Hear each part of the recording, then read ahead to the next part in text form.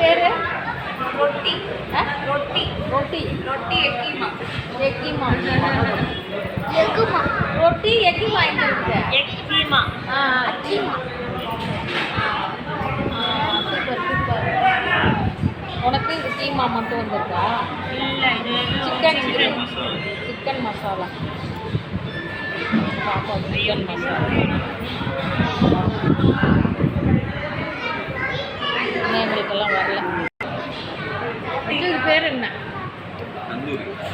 தந்தூரி.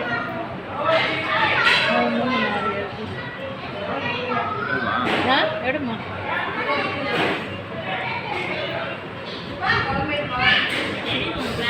வச்சுட்டு